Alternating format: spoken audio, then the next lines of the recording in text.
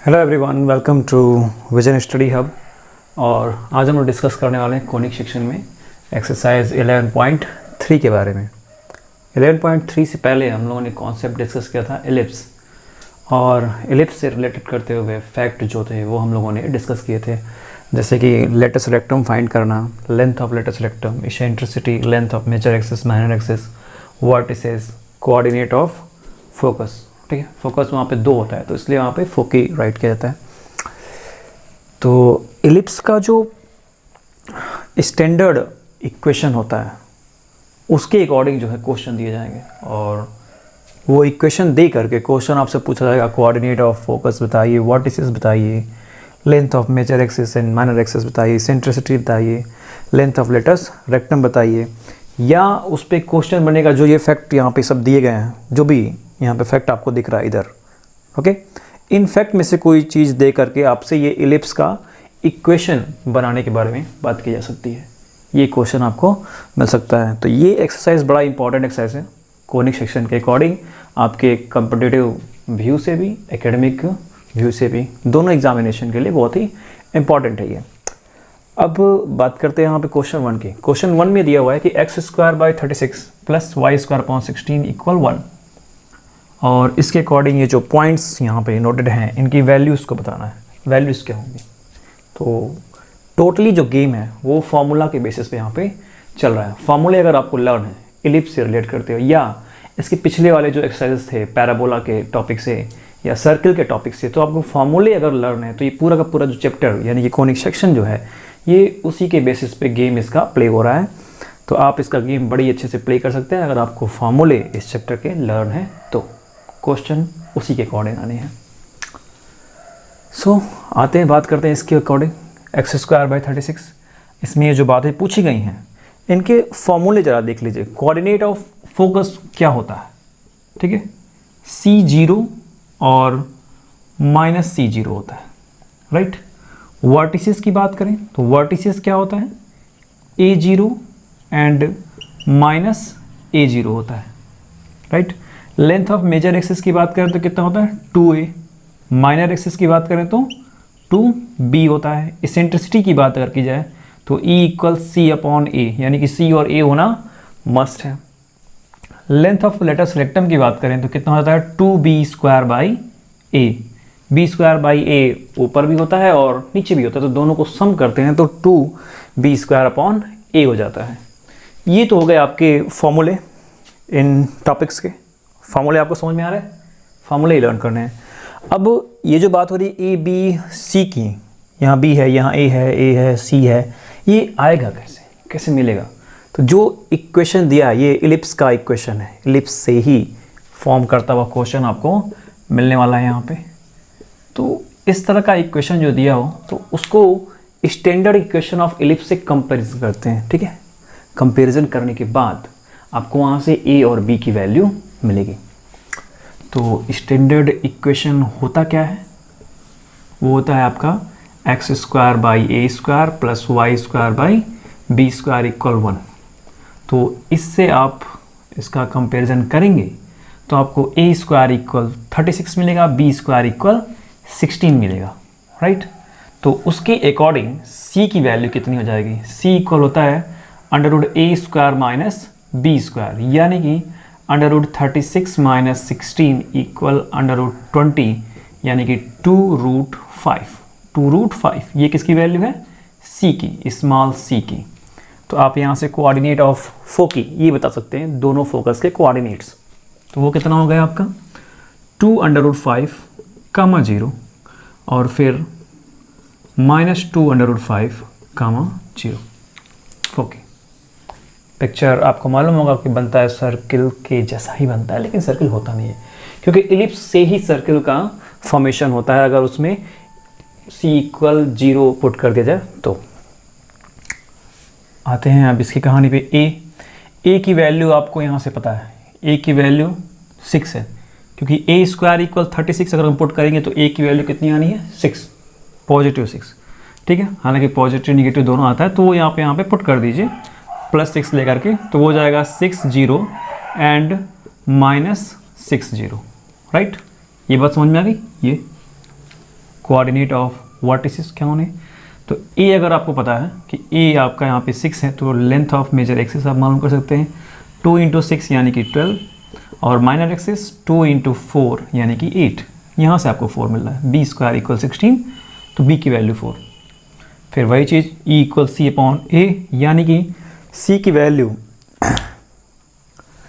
Value आपको मालूम है कि 2√5 है, तो वो आप यहाँ पे पुट करेंगे 2√5 बाई ए की वैल्यू 6, तो ये हो गया √5/3।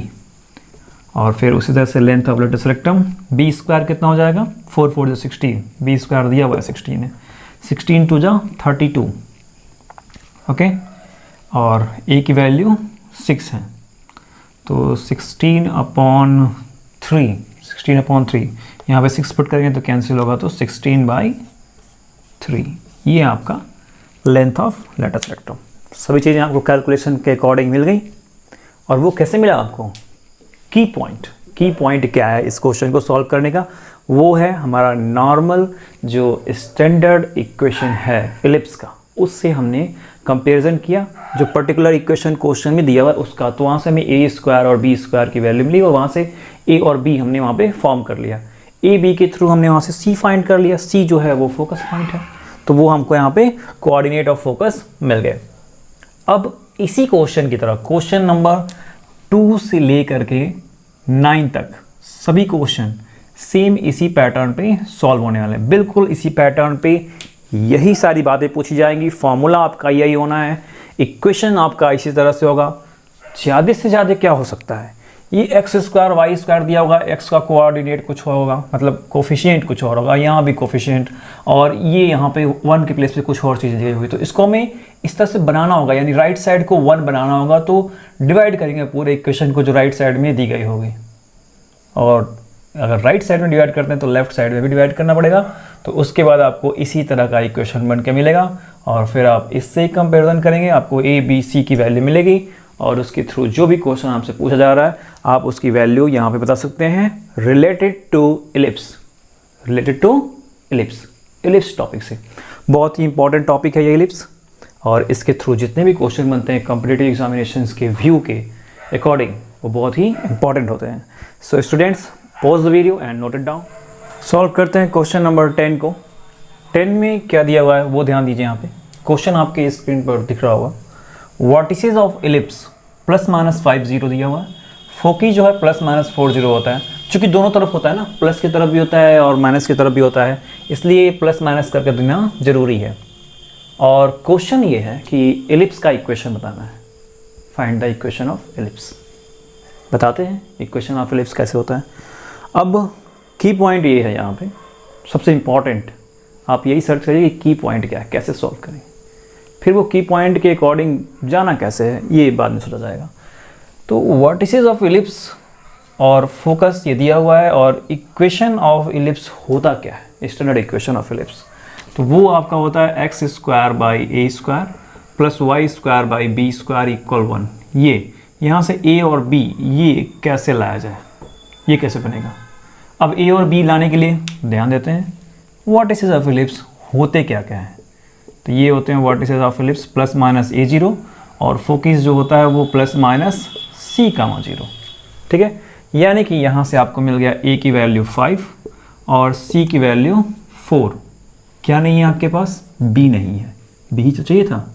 तो यहाँ से एक फॉर्मूला आपका बनता है, वो फॉर्मूला आपको मालूम है कि इलिप्स के through a square equal b square plus c square होता है, यानी कि b square equal a square minus c square, a की वैल्यू 5 यानी कि ये हो गया 25, c की वैल्यू 4 यानी कि 16, तो कितना आया 9, b square equal 9, it mean b equal 3, b equal कितना हो गया 3। ध्यान दीजिए, अगर b स्क्वायर इक्वल 9 है तो b इक्वल 3 हो गया। अब जब b इक्वल 3 हो गया तो इसके थ्रू आ जाइए, कितना हो गया x² by a square, a की वैल्यू 5 यानी कि 25 प्लस b की वैल्यू 3 यानी y square upon 9 equal 0, y square upon 9 equal 0। यही है equation of ellipse, equation of ellipse, right. इतनी बात समझ में आ गई। अब क्वेश्चन 10 की तरह 11 और 12 भी सेम इसी तरह से इसी पैटर्न पे सॉल्व होंगे, नो डाउट। उसमें कुछ भी इधर उधर नहीं करना है, जैसा ये है वैसे ही आपको सॉल्व करना है। की पॉइंट सर्च करना है, की पॉइंट क्या होगा, उसमें जो मीनिंगफुल जो भी चीज़ें होंगी उसको कैसे लाना है, जो हमारा क्वेश्चन है, ठीक है। तो उसके अकॉर्डिंग हम सर्च करके ला देंगे। जैसे मैंने यहाँ पे वर्टिसेस ऑफ एलिप्स को नोटिफाइड किया, फॉर्मूला क्या होता है ए और सी, उसके अकॉर्डिंग। और standard equation of ellipse a x square by a square plus y square upon b square equal 1। तो वहाँ से ए और बी हमें चाहिए था, ए और बी ला दिया हमने। ए और सी था क्वेश्चन में, बी नहीं था, बी ला दिया इस फार्मूले के थ्रू। ये आपका एलिप्स में होता है। ओके, सॉल्व करते हैं क्वेश्चन नंबर 13 को। 13 में दिया हुआ है कि ends of major axis plus minus 3 0 है और एंड्स ऑफ माइनर एक्सिस 0 और प्लस माइनस 2 है। तो यहाँ से हमें स्टैंडर्ड इक्वेशन बनाना है एलिप्स का, यानी कि x square by a square plus y square by b square equal 1, ये चीज़, राइट। तो ये जो एंड ऑफ मेजर एक्सिस है ये क्या होता है, प्लस माइनस ए 0 होता है, और ये माइनर एक्सिस क्या होता है, प्लस माइनस बी 0। इनका कंपेरिजन इससे करते हैं, इनका कंपेरिजन इससे करेंगे। तो यहाँ से a इक्वल क्या मिल गया 3, और यहाँ से b इक्वल क्या मिल गया 2, b इक्वल क्या मिल गया 2। माइनर एक्सिस ये प्लस माइनस बी 0 नहीं होता, 0 प्लस माइनस b होता है। तो ये a और b की वैल्यू मिल गई, तो फिर इसके थ्रू हम लाते हैं एक्स स्क्वायर बाई a की वैल्यू 3 है, यानी कि a स्क्वायर 9 हो गया, और y square by b square, और b की वैल्यू 2 है, यानी कि 4 equal 1। X square by 9 plus y square by 4 equal 1। यही आपका एलिप्स का इक्वेशन है। क्वेश्चन नंबर 13 में ऐसे ही सॉल्व होना है।